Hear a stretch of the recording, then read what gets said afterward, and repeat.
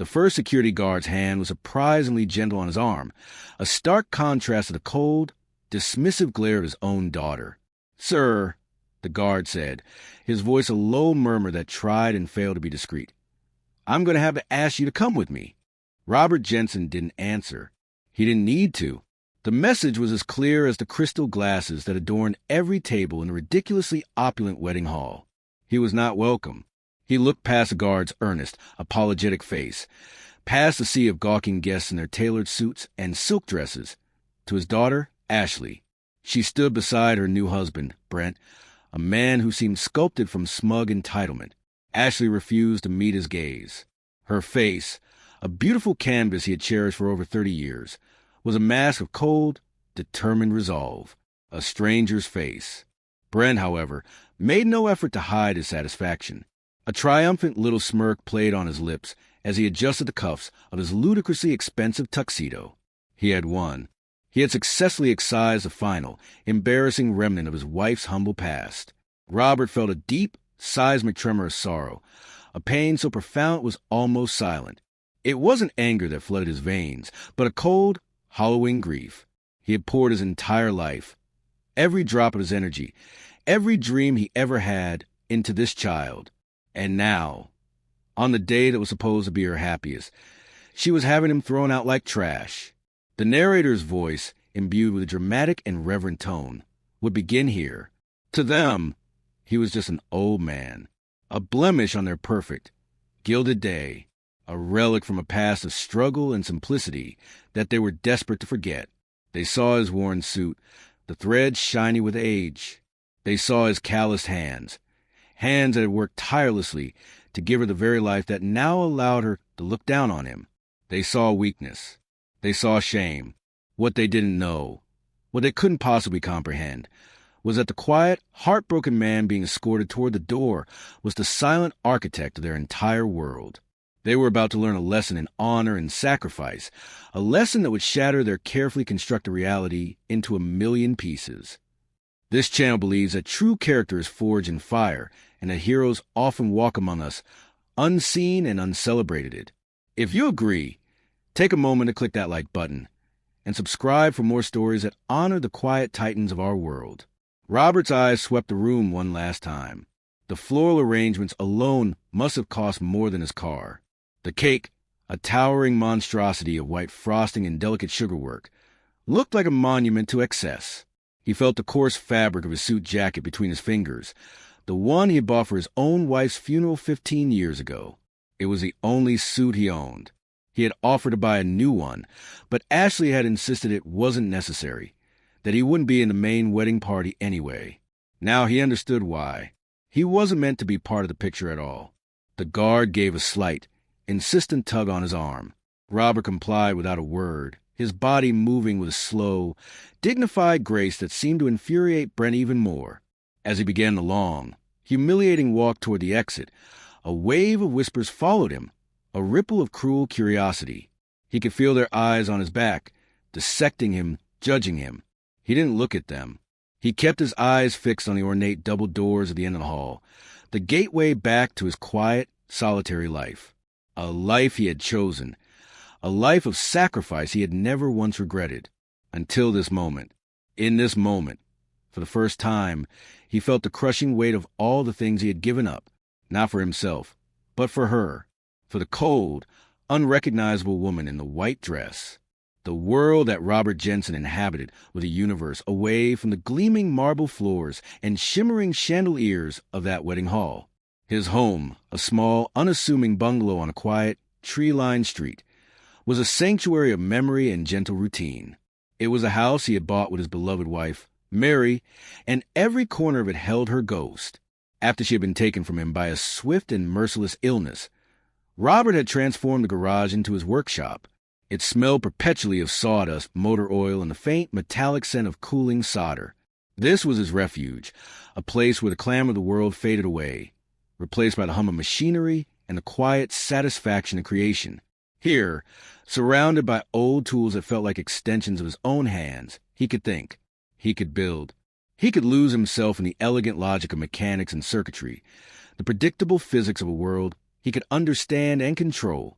He worked at a local precision engineering factory, a job he had taken after he walked away from his old life. It was steady, honest work. He was respected by his colleagues as a man who was quiet, reliable, and possessed an almost preternatural ability to diagnose and fix the most complex of mechanical problems.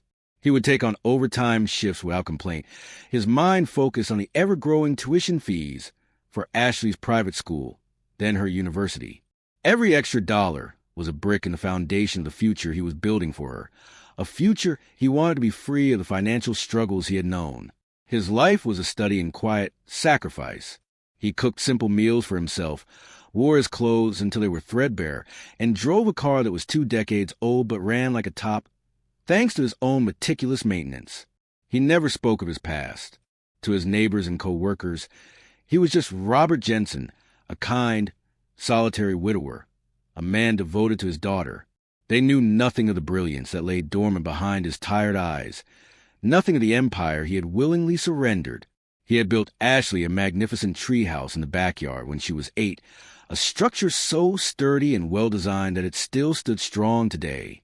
He had spent countless nights at the kitchen table, patiently helping her with calculus and physics homework, simplifying complex concepts with an ease that always surprised her teachers. When she was sick, he was the one who held a cool cloth to her forehead, his large, rough hand surprisingly gentle. His love was not a thing of grand pronouncements, but of quiet, consistent action. It was in the packed lunches, the repaired bicycle chains, the scraped knees he cleaned and bandaged. It was in the silent, unwavering belief he had in her potential. He kept only one relic from his former life, a heavy, leather-bound journal filled with his own elegant, precise handwriting and schematics that would have been unintelligible to almost anyone. It contained designs for inventions so far ahead of their time, they bordered on science fiction. He kept it not as a source of regret, but as a reminder of the man he had once been and of the choice he had made. The choice to be a father, first and foremost. The choice to give his daughter everything, even the parts of himself he had loved the most. He had believed it was a price worth paying. Ashley's transformation was a slow, almost imperceptible process, like the turning of a tide.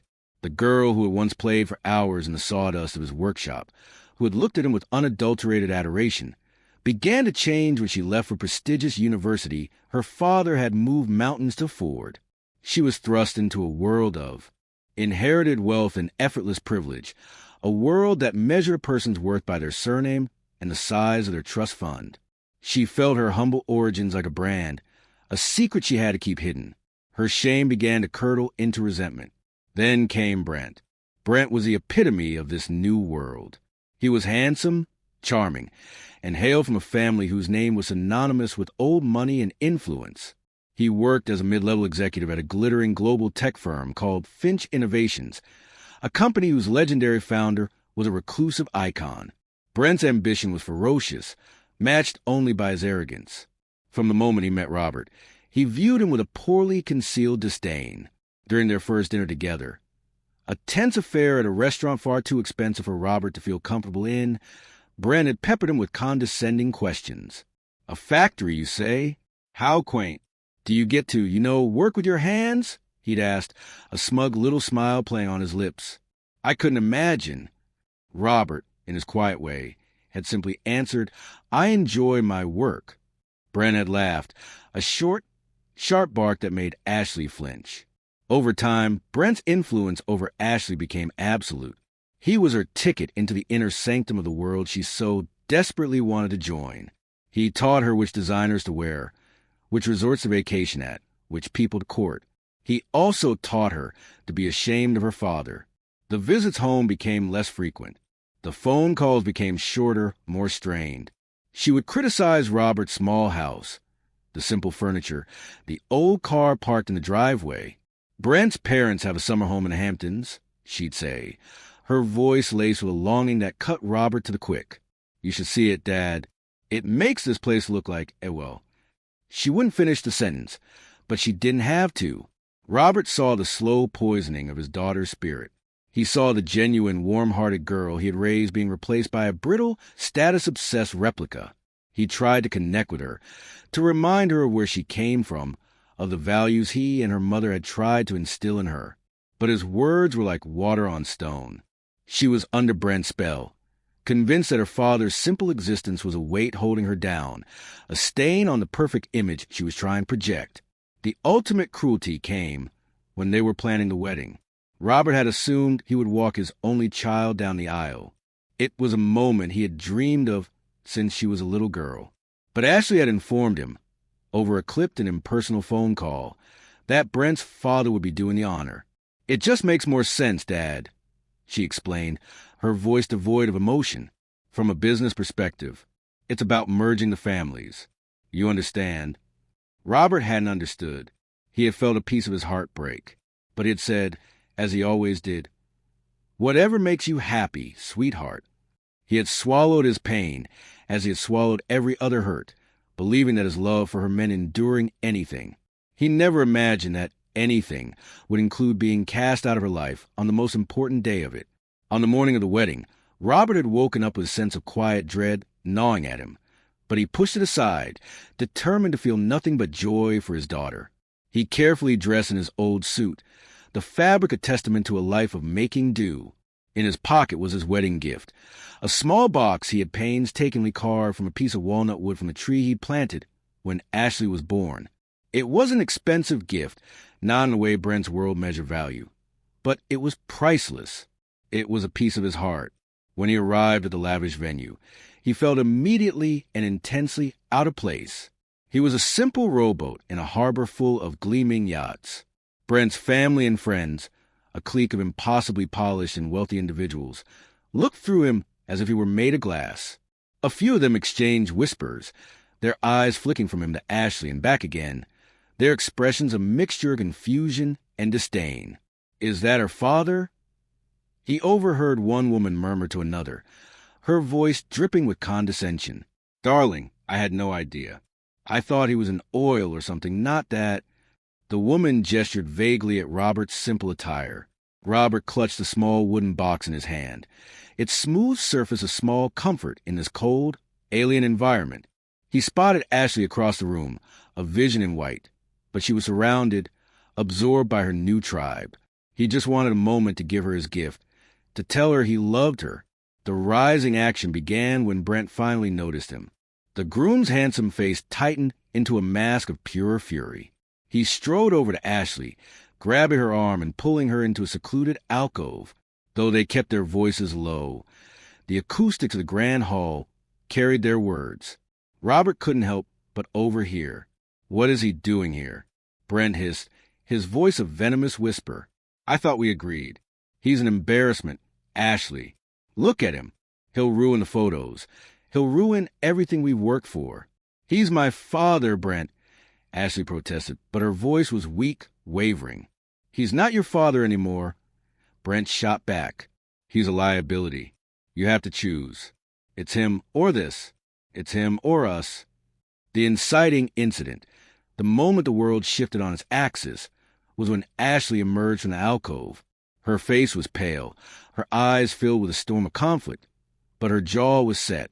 She walked directly toward Robert, her expensive gown rustling with each determined step. She didn't look at the hand-carved box he held out to her.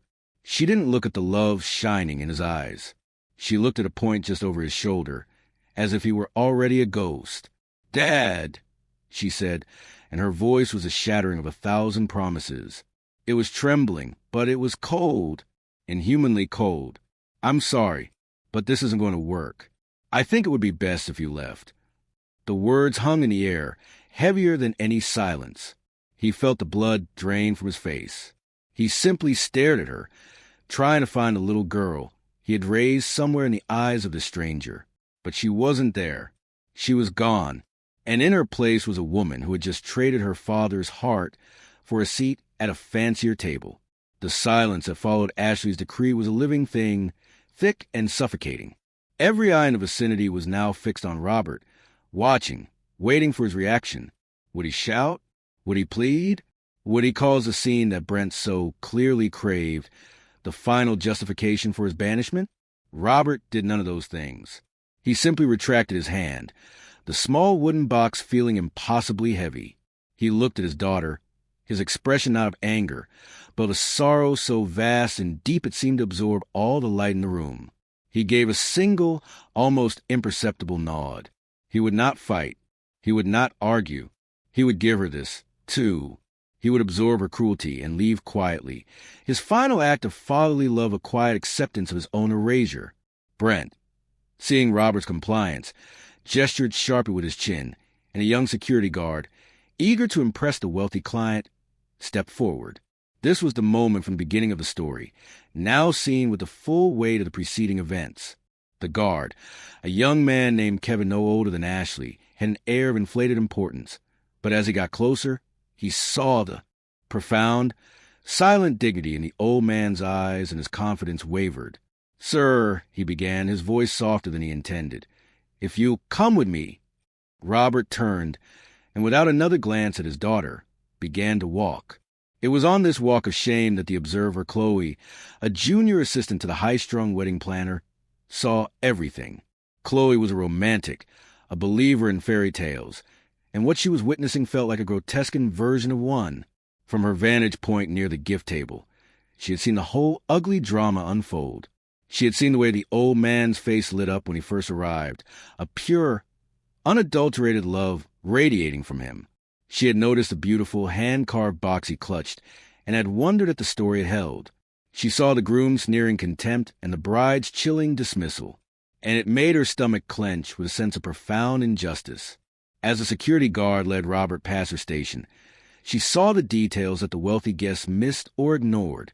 She saw the single tear that traced a path to the faint layer of workshop dust on his weathered cheek. She saw the way his hands, though callous and marked by a lifetime of hard labor, moved with gentle precision as he carefully placed the unopened wooden box on the corner of the gift table, setting it down as if it were a fragile bird's egg. It was an act of such quiet, heartbreaking love that it took her breath away. He was leaving his gift, even though the recipient had just shattered his heart. Chloe looked from the discarded gift to the triumphant smirk on Brent's face, then to Ashley, who was now being comforted by her bridesmaids, playing the part of the victim. And Chloe knew, with a certainty that settled deep in her bones, that this was all wrong, that the room had its values inverted. They were celebrating the villains and casting out the hero. She felt a fierce, protective anger on behalf of the quiet old man, and a desperate wish that someone, anyone, would see what she saw and make it right.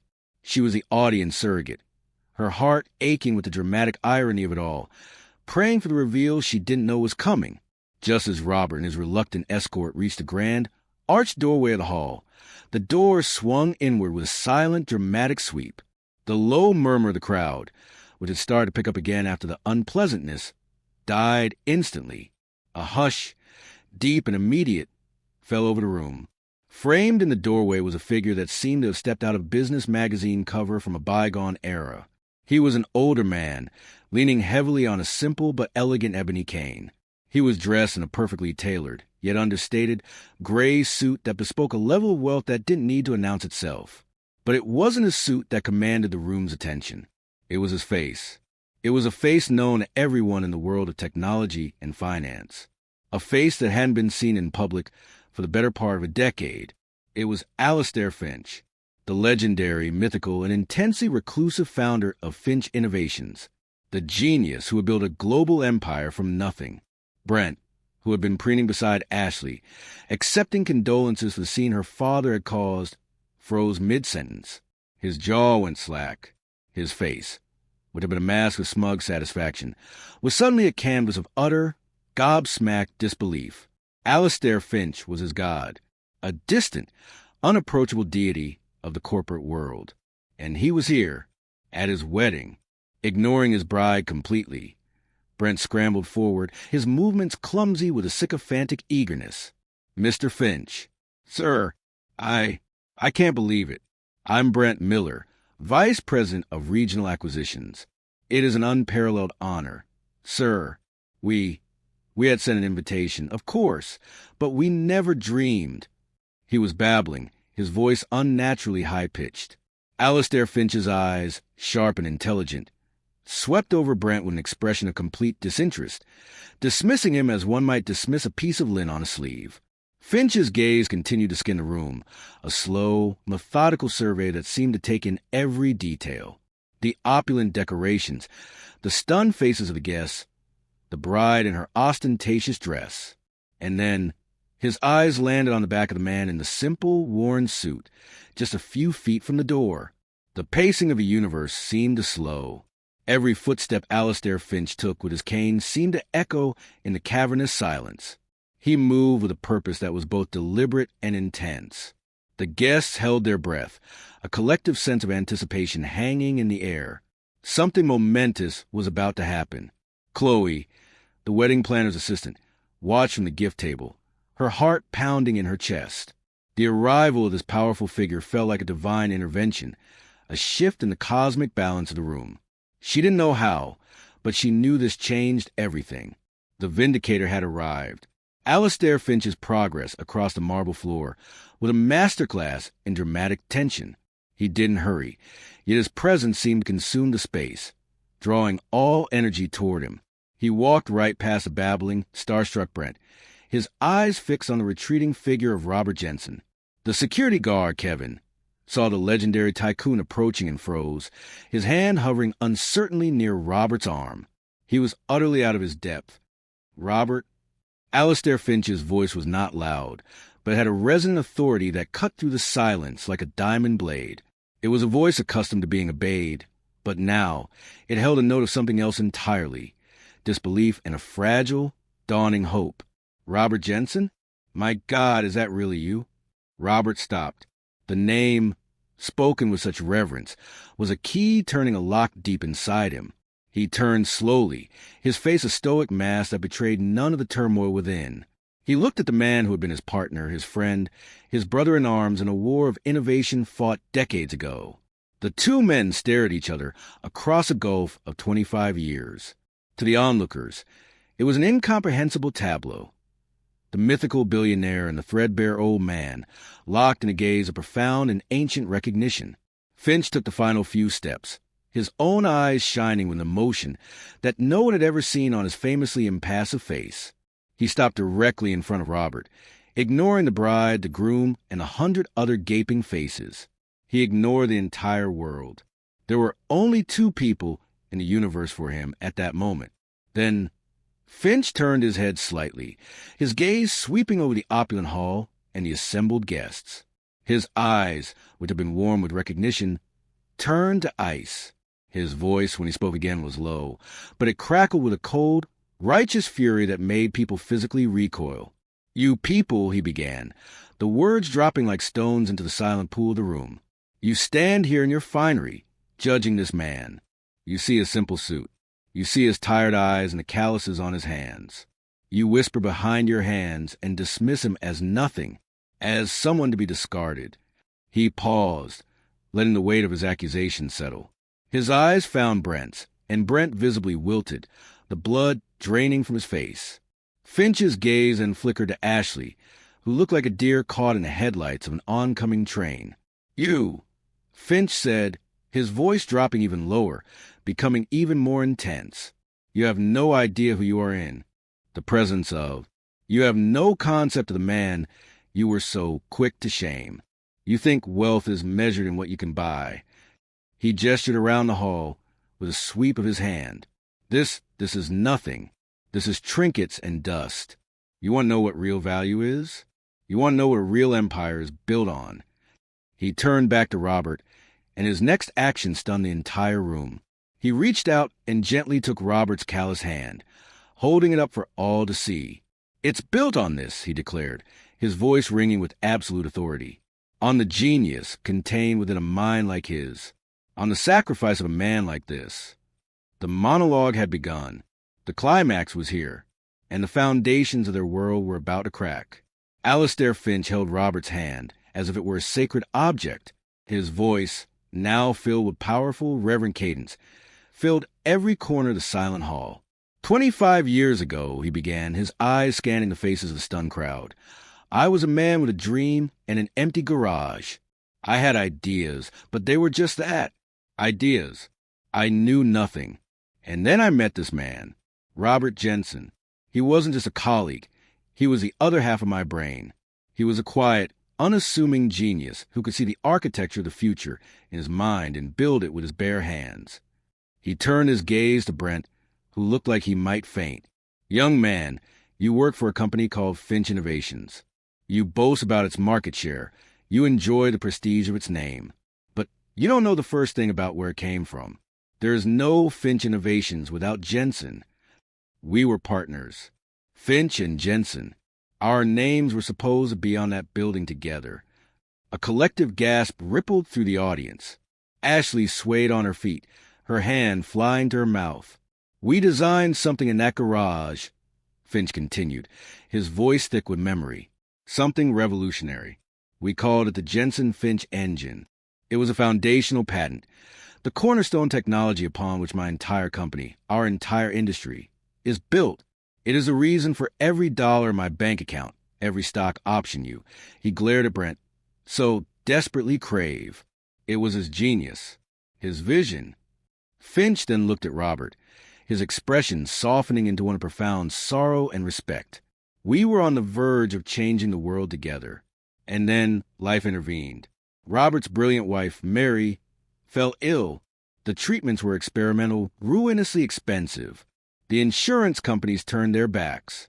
So Robert came to me, and he made a choice."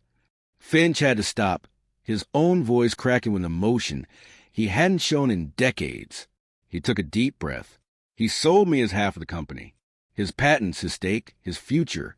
A 50% share that would now be worth. Well, the number is meaningless. It's more than any of us could count. And he sold it all for a fraction of its worth. Not for a new house, not for a fancy car. He sold it for two things: enough money to give his wife the best possible care in her final days, and the time to be a full-time father to their young daughter." He pointed a trembling finger, not at Ashley, but at the small, carved wooden box sitting alone and forgotten on the gift table. "Do you see that box? Inside it, I would wager, is a miniature, hand-carved prototype of our first engine. A symbol of the dream he sacrificed. He didn't trade his empire for money. He traded it for love. He traded it for his daughter." Finch finally turned his full, wrathful attention to Ashley. "The very foundation of the wealth you so desperately clawed your way into, the luxury you are celebrating today, was built on the quiet, heartbreaking sacrifice of the man you just kicked out the door. He gave up a kingdom so that you could be a princess, and you repaid him by treating him like a peasant." The reveal was complete. The truth had landed like a bomb, and the fallout was absolute, devastating silence. The silence that followed Alistair Finch's revelation was more profound than any sound. It was a crushing, heavy blanket of shame that smothered every person in the room.